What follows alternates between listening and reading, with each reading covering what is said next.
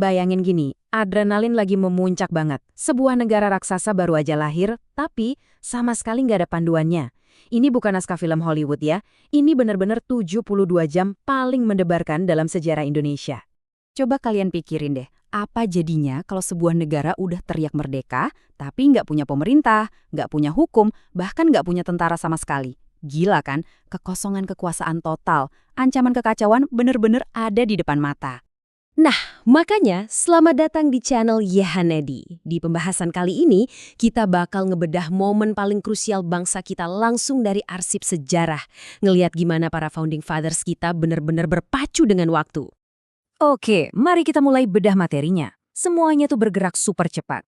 Tanggal 7 Agustus, PPKI dibentuk, terus Jepang menyerah tanggal 14, lanjut drama Rengas Dengklok tanggal 16, dan puncaknya 17 Agustus proklamasi. Kebayang gak sih seberapa panik dan kacaunya situasi saat itu? Dan asal kalian tahu aja nih, rahasia dari hari-hari yang super menegangkan itu tersimpan rapat di Arsip Nasional. Jadi ini bukan mitos atau cerita karangan, ini adalah sejarah otentik gimana bangsa kita ini didirikan. Masuk ke tanggal 18 Agustus 1945. Pagi yang krusial. Euforia proklamasinya udah usai, sekarang saatnya menghadapi kenyataan. Negara ini harus buru-buru dibangun strukturnya, atau ya bakal hancur dan direbut kembali. Nah, tantangan pertamanya itu ada di Piagam Jakarta. Di sini kita bisa lihat gimana tokoh-tokoh kita kayak Muhammad Hatta dan para pemimpin Islam ngambil langkah kompromi yang luar biasa demi persatuan. Mereka sepakat mengubah 7 kata tentang syariat Islam menjadi ketuhanan yang Maha Esa. Dan ini dengan brilian nunjukin banget gimana keputusan yang objektif dan elegan ini langsung mengukuhkan Pancasila sebagai pondasi ideologi pemersatu. Langkah ini benar-benar menyelamatkan keutuhan Republik Indonesia dari ancaman perpecahan di hari pertama loh. Sesi pertama, ngebangun pondasi di tanggal 18 Agustus. Langsung aja sidang pertama PPKI dimulai dengan taruhan yang tinggi banget. Para tokoh ini sadar betul mereka harus gerak cepat. Dan gokilnya, sidang pertama ini langsung ngebuahkan 3 pencapaian raksasa sekaligus. Mengesahkan UUD 45, ngangkat Soekarno dan Hatta sebagai presiden dan wakil presiden, dan nyebentuk KNIP. Kecepatan eksekusinya benar-benar di luar nalar sini. Bayangin aja, tanpa debat yang panjang lebar, usulan dari Otto Iskandar-Dinata buat milih presiden secara aklamasi itu langsung disetujui bulat. Soalnya, di tengah krisis kayak gitu, negara jelas butuh pemimpin secepatnya. Setuju, sah, langsung lanjut. Keputusan-keputusan raksasa ini tuh bukan sekedar ide abstrak di awang-awang. Coba lihat coretan tangan ini adalah rekaman sejarah otentik yang benar-benar lahir di ruangan sidang yang penuh ketegangan dan keringat saat itu. Oke, sekarang kita beralih ke sesi 2, tanggal 19 Agustus. Pemimpinnya udah ada nih, tapi kan struktur pemerintahannya masih kosong melompong. Waktu benar-benar terus ngejar mereka.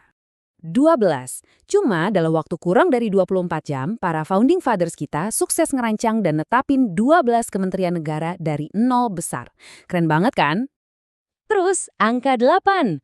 Negara kepulauan kita yang super luas ini langsung dibagi jadi 8 wilayah provinsi yang lebih mudah diatur, lengkap sama gubernurnya. Semuanya kelar cuma dalam 1 hari kerja. Masuk ke sesi ketiga, tanggal 22 Agustus. Ini ibarat sprint terakhir mereka. Pondasi negaranya udah kelar, jadi sekarang fokusnya langsung geser ke struktur politik dan yang paling penting, pertahanan nasional. Di hari itu ada 3 pilar utama yang langsung ditegakkan seketika. Pertama, Komite Nasional, lalu Partai Nasional Indonesia atau PNI, dan pastinya institusi buat jaga keamanan, yaitu BKR. Jadi poin krusialnya tuh di sini. Badan Keamanan Rakyat atau BKR ini adalah langkah pertama sekaligus embrio cikal bakal lahirnya TNI kita. Pasukan pertahanan negara resmi lahir hari itu. Nah, ada satu fakta rahasia yang mengejutkan nih. Ternyata Soekarno secara diam-diam nambahin 6 anggota orang Indonesia tanpa sepengetahuan Jepang loh. Ini bukti telak kalau kemerdekaan ini murni perjuangan dan usaha kita sendiri, bukan hadiah dari siapapun. 72 jam, 3 kali sesi persidangan yang super intens. Dan hasilnya, satu bangsa merdeka dengan pondasi yang kokoh. Bener-bener sebuah pencapaian maraton yang epik banget dalam sejarah. Ngebongkar masa lalu bangsa kita kayak gini, kerasa persis kayak lagi ngikutin cerita film thriller yang seru abis kan? Tuh benar kan? Belajar sejarah itu asik loh. Tapi sebelum kita tutup pembahasan ini, aku mau nanya sesuatu. Coba kalian bayangin deh, Apa yang bakal terjadi sama Indonesia kalau misalnya tanggal 18 Agustus pagi itu PPKI gagal nemuin kata kompromi? Kira-kira Republik ini bakal tetap selamat nggak ya? Coba deh pikirin dan kasih tahu kita teori kalian. Langsung aja tulis analisa sejarah alternatif versi kalian di kolom komentar ya. Jangan sampai ketinggalan serunya ngebedah materi-materi keren lainnya. Makanya jangan lupa subscribe dan komentar di channel Yahandi sekarang juga. Sampai jumpa di pembahasan berikutnya.